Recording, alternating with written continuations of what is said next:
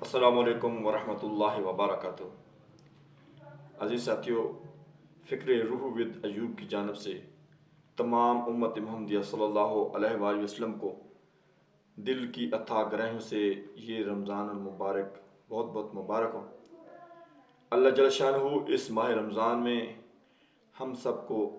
اللہ اور اللہ کے رسول صلی اللہ علیہ وآلہ وسلم کے مطابق گزارنے کی توفیق عطا فرمائے، اور اللہ جل شانہ نے جو فیوز و برکات رکھے ہیں ماہ رمضان میں وہ حاصل کرنے کی توفیق عطا فرمائے، اور تمام عالم اسلام کو یک جان یک زبان ہو کر کلمہ توحید کو بلند کرنے کی توفیق عطا فرمائے۔ عزیز ساتھیوں، بہت ساری ڈھیر دعاؤں کے ساتھ فکر روح ود ایوب آپ کی خدمت میں سلام پیش کرتا ہے، اور پیارے نبی صلی اللہ علیہ وآلہ وسلم کی حدیث مبارکہ کہ اس رمضان کی آمد ہم سب کے لیے خوشی کا باعث ہے۔ کیوں کہ پوری کائنات کا ذرہ ذرہ، تمام چرند پرند حیوانات نباتات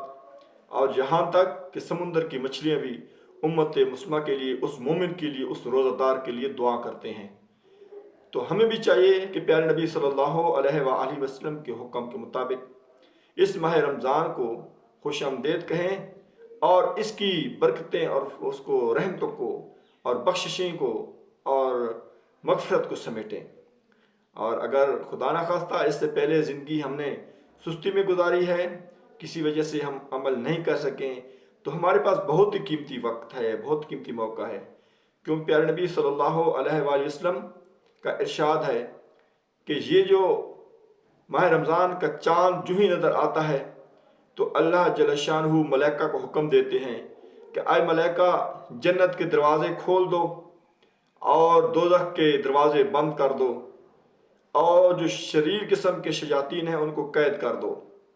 تاکہ میرے جو مومن بندے ہیں وہ خشوع و خضوع کے ساتھ میری بندگی کریں اور ماہ رمضان کی فیوز و برکات کو سمیٹیں۔ عزیز ساتھیوں، بہت ہی خوش نصیبی اور خوش بختی ہے تمام امت محمدیہ صلی اللہ علیہ وآلہ وسلم کے لیے کہ حضرت محمد صلی اللہ علیہ وآلہ وسلم کی امت کو یہ شان عطا فرمائی کہ ایک مرتبہ حضرت موسیٰ علیہ السلام نے اللہ جل شانہ سے عرض کی کہ اے اللہ عز و جل، کیا میں آپ کے اتنے زیادہ قریب ہوں، میں آپ سے ہم کلام ہوتا ہوں، تو مجھ سے زیادہ کوئی قریب بھی آپ کو اور مخلوق میں سے ہے؟ تو اللہ جل شانہ نے فرمایا، اے میرے لاڈلے موسیٰ، آپ مجھے بہت زیادہ پیارے ہیں، لیکن ایک ایسی امت آئے گی آخر میں جو امت محمدیہ صلی اللہ علیہ وآلہ وسلم ہوگی، جو اس کی شان اور اس کا جو رتبہ ہوگا وہ کہیں زیادہ ہے، اور اگر آپ ان کا رتبہ اور شان سن لیں تو آپ یہ خواہش کریں گے کہ کاش میں اس امت میں سے ہوتا۔ وہ اس لیے کہ میں سال کے اندر ایک مہینہ ان کو ایسا عطا کرتا ہوں کہ وہ میرے بہت زیادہ قریب ہوتے ہیں، اور ان کے لیے تمام مخلوقات، ان کا ذرہ ذرہ دعا کرتا ہے ان کے لیے۔ کیوں کہ جس وقت وہ ماہ رمضان کا روزہ رکھتے ہیں اور شام کو جس وقت وہ افطاری کے لیے بیٹھتے ہیں، وہ نم آنکھوں کے ساتھ، وہ خشک زبان کے ساتھ، وہ بالکل جو ہے نا خالی معدے کے ساتھ پورا دن میری رضا کے لیے انہوں نے روزہ رکھا ہوتا ہے، جب میرے سامنے وہ بیٹھتے ہیں اور میں ان کے اتنا زیادہ قریب ہوتا ہوں، اتنا زیادہ قریب ہوتا ہوں کہ وہ دل سے جو دعا مانگتے ہیں میں قبول کرتا ہوں، میری ذمہ داری ہوتی ہے، اور تمام میں مخلوقات کو حکم دیتا ہوں کہ اس روزہ دار کی دعا پر آمین کہیں، یہاں تک کہ جو ملائکہ ہیں جنہوں نے اللہ جل شانہ کے عرش کو اٹھایا ہوا ہے ان کو بھی حکم دیتا ہوں کہ اپنی تسبیحات کو مؤخر کریں اور روزہ دار کی آپ دعا پر آمین کہیں۔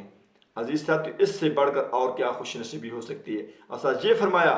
کہ اگر امت محمدیہ صلی اللہ علیہ وسلم پتہ چل جائے کہ اس روزے کا، ماہ رمضان کی کتنی فیوز و برکات ہیں، تو یہ خواہش کریں گے، یہ چاہت کریں گے کہ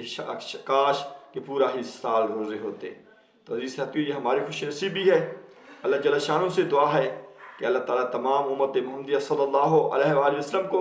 اس ماہ رمضان کی تمام فیوز و برکات سے مالا مال فرمائے، اور اللہ جل شانہ اور پیارے نبی صلی اللہ علیہ وآلہ وسلم کے مطابق اس روز کو گزارنے کی توفیق عطا فرمائے۔ عزیزہ تو چھوٹی سی عرض کروں گا وہ یہی کہ نیت سب سے بڑی چیز ہوتی ہے۔ انما الاعمال بالنیات، آپ نیتیں اچھی کر لیں، انشاءاللہ عز و جل نیت کا ثواب آپ کو ضرور ملے گا۔ اللہ ہمت اور توفیق عطا فرمائے گا۔ اللہ سے دعا ہے کہ اللہ تعالی ہم سب کو، تمام امت محمدیہ صلی اللہ علیہ وآلہ وسلم کو، پیارے نبی صلی اللہ علیہ وسلم اس حکم کے مطابق کہ اس جو ماہ رمضان کے اندر اللہ تعالیٰ پہلا جو عشر عطا فرماتے ہیں وہ رحمتی ہوتی ہیں، برکتیں ہوتی ہیں، اور جو دوسرا عشرہ ہوتا ہے اس میں مغفرت ہوتی ہے، اور جو تیسرا عشرہ ہوتا ہے اللہ تعالیٰ سے اس میں بخشش ہوتی ہے کہ تمام جتنے بھی گناہ گار ہوتے ہیں صغیر گناہ اللہ تعالیٰ معاف فرما دیتا ہے۔ ماں سوائے ان چند کے کہ ایک جو شرابی ہے، ایک جو والدین کا نافرمان ہے، اور دو وہ جو آپس میں لڑنے والے بھائی ہیں، جو قطع رحمی کرنے والے ہیں، ان کو اللہ تعالیٰ معاف نہیں فرماتا ہے۔ ان سے ہم نے بچنا ہے۔ اللہ تعالیٰ ہم سب کو عمل کی توفیق عطا فرمائے، اور دوسرے جو بہن بھائی ہمارے ہیں جو اس چیز سے تھوڑے دور ہیں تو ان کو بھی اس چیز کی ترغیب دیں،